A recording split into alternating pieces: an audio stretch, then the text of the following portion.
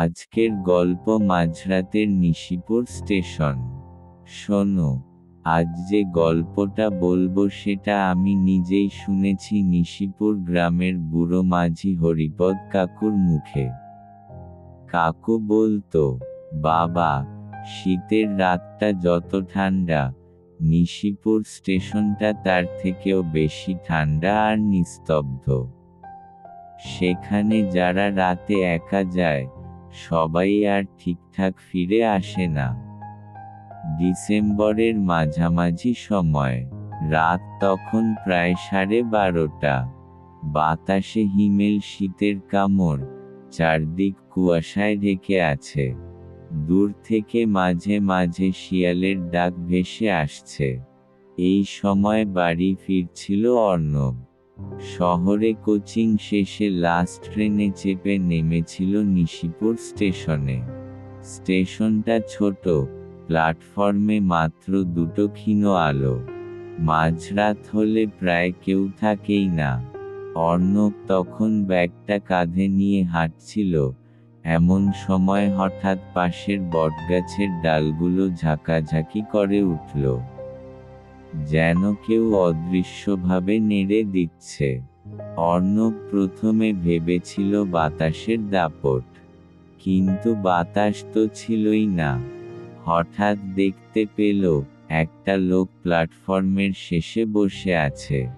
পুরনো ধুতি, গায়ে লম্বা চাদর, আর মাথায় চাপা টুপি। লোকটা একদৃষ্টিতে তাকিয়ে আছে রেললাইনের দিকে। অর্ণব বলল, কাকু, কোনো ট্রেন আসবে? লোকটা ধীরে ধীরে মাথা ঘুরিয়ে তার দিকে তাকালো। তীব্র ঠান্ডার মাঝেও তার চোখে অদ্ভুত লালচে আভা। গলায় কর্কশ স্বরে বলল, ট্রেন তো অনেকেই নেয়, কিন্তু সবাই ফিরতে পারে না বাবা। একটা শীতল শিহরণ নেমে গেল অর্ণবের মেরুদণ্ড বেয়ে। অর্ণব দৌড়াতে চাইল, কিন্তু লোকটা বলল, ভয় পাবি না বাবা, দাঁড়া। আজ আবার সেদিনটা, যেদিন তারা সবাই ফিরে এল। অর্ণব বুঝল না, কে তারা। ঠিক তখনই লাইনের ওপারে থেকে ট্রেনের সিটির মতো একটা শব্দ ভেসে এল। কিন্তু অদ্ভুত ব্যাপার, পুরো স্টেশন কাঁপল না, রেল লাইট জ্বলল না। শব্দটা যেন শুধু আওয়াজ, কোনো ট্রেন নেই। লোকটা ধীরে ধীরে বলল, 8 বছর আগের আজকের রাত, লাস্ট লোকালটা এখানে থেমেছিল না। সরাসরি লাইনচ্যুত হয়েছিল বটতলাটার কাছে। অনেকেই মারা যায়, আর তাদের আত্মারা এখনো ফেরার অপেক্ষায়। অর্ণব ভয় পেয়ে বলল, আপনি কে? লোকটা হাসল, আর সেই হাসিটা ছিল এত ঠান্ডা, যেন শীতের হাওয়ারও নিচে। হঠাৎ চারদিকের কুয়াশার মধ্যে অস্পষ্ট কিছু ছায়া দেখা যেতে লাগল। কেউ যেন প্ল্যাটফর্মে হাঁটছে, কেউ বসে আছে, কেউ আবার ট্রেন ধরতে দৌড়চ্ছে। কিন্তু তাদের কারো পায়ের নিচে শব্দ নেই। অর্ণব পিছিয়ে গেল, ওরা আস্তে আস্তে ঘিরে ফেলছে। লোকটা বলল, ওরা অপেক্ষা করছে লাস্ট ট্রেনের জন্য, যেই ট্রেনে ওরা কখনো আর উঠতে পারেনি।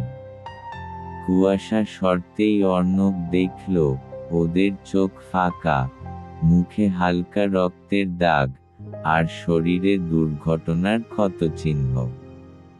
হঠাৎ প্ল্যাটফর্মের আলোটা ঝিমঝিম করে নিভে গেল, আর জ্বলে উঠতেই লোকটার কোনো অস্তিত্ব নেই। ভূতগুলোর ভিড় আরও কাছে। অর্ণব মরিয়া হয়ে দৌড়াতে শুরু করল।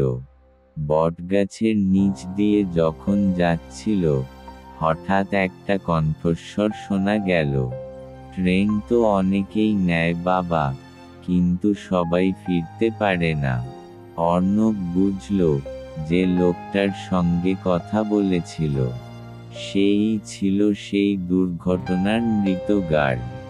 দৌড়াতে দৌড়াতে অর্ণব স্টেশনের বাইরে পৌঁছালো। হাঁপাতে হাঁপাতে যখন ঘরের দরজায় কড়া নাড়ল, তখন আকাশ একটু একটু ফ্যাকাশে ধরছে। পরের দিন স্টেশনে গিয়ে লোকজনকে জিজ্ঞেস করল। তারা বলল, ওই গার্ডের মৃত্যু হয়েছিল 8 বছর আগে লাস্ট লোকালে। সে মাঝরাতে নাকি এখনো স্টেশনে দেখা যায়। অর্ণব আর কখনো রাতের ট্রেনে নিশিপুর স্টেশনে নামে না। কিন্তু গ্রামের লোকেরা বলে, শীতের গভীর রাতে স্টেশনটা নাকি এখনো শোনায় নিঃশব্দ ট্রেনের সিটি, আর কুয়াশার মধ্যে দেখা যায় সেই যাত্রীদের, যারা কখনো ঘরে ফিরতে পারেনি।